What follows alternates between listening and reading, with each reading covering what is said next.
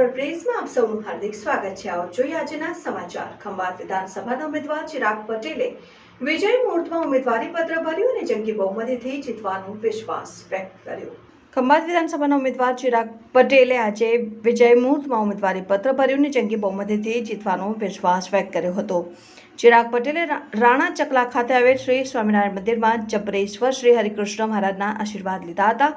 મંદિરના કોઠારી વેદાંત વલ્લભદાસજી સ્વામી અને ધર્મનંદન દાસજીએ તથા સંતોએ હાર પહેરાવીને આશીર્વાદ આપ્યા હતા અને પાણીયારી મેદાન ખાતે આવેલ અંબાજી માતાના મંદિરે પણ આશીર્વાદ લીધા હતા।